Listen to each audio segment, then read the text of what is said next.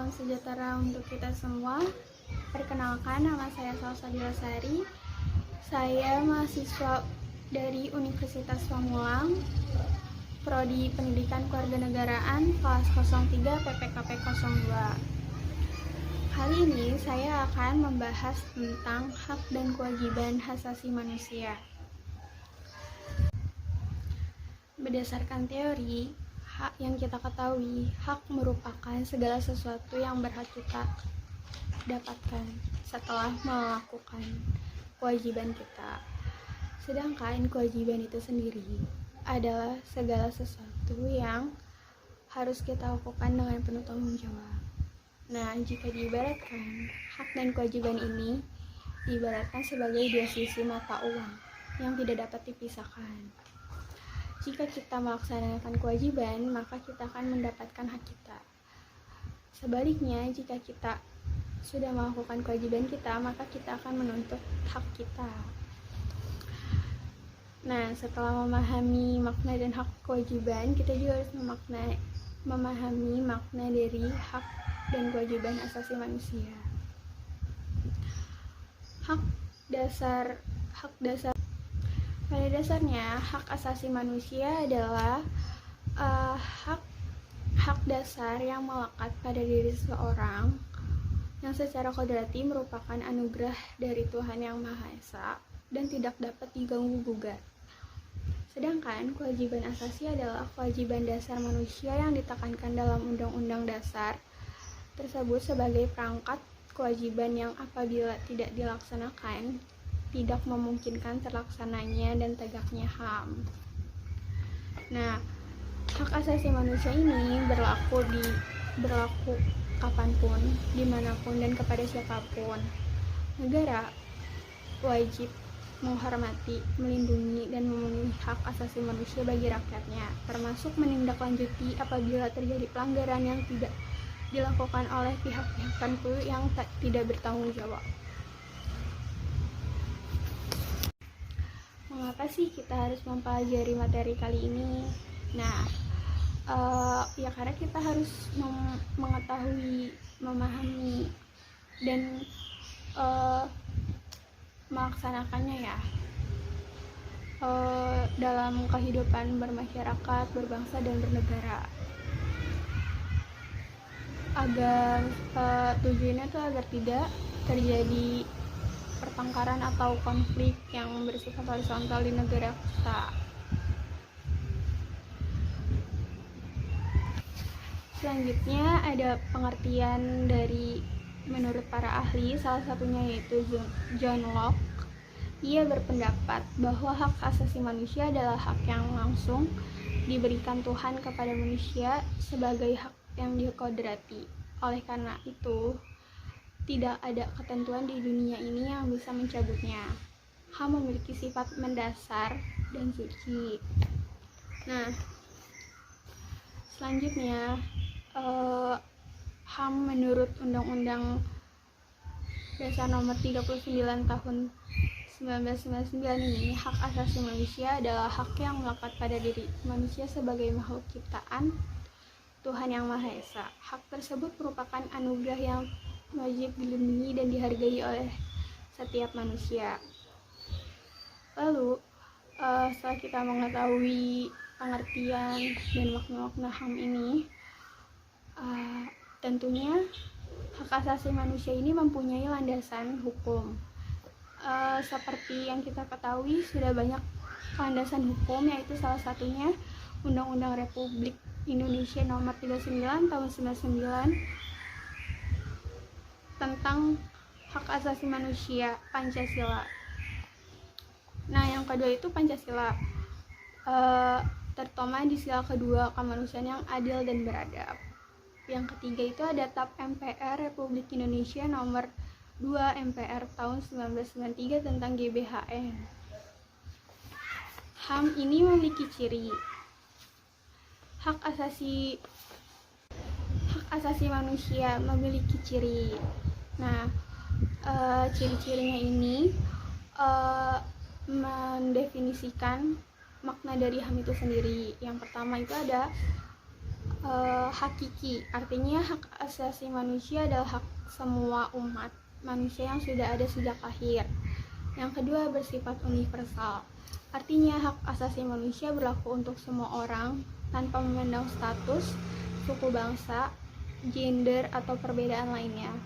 Yang ketiga, tidak dapat dicabut, artinya hak asasi manusia tidak dapat dicabut atau diserahkan kepada pihak lain. Yang keempat, tidak dapat dibagi. Nah, maksudnya tuh setiap manusia itu udah mempunyai haknya masing-masing, jadi tidak dapat dibagi-bagi, udah punya bagiannya masing-masing.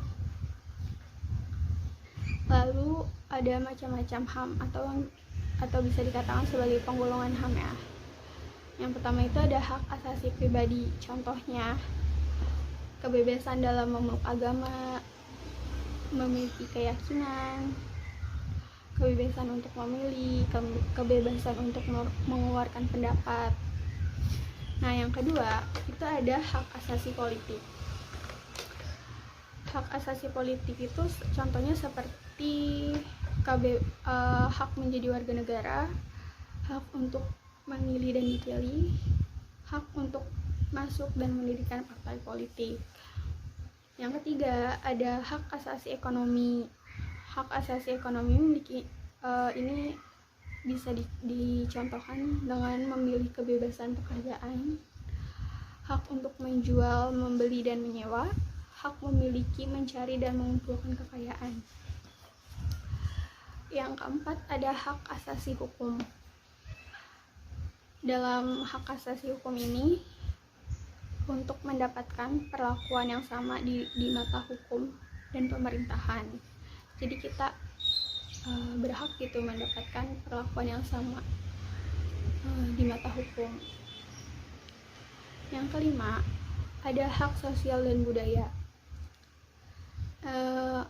Hak ini kita bebas untuk menciptakan karya, mengembangkan budaya kita sendiri, mendapatkan pendidikan, kesehatan, kesejahteraan, itu termasuk.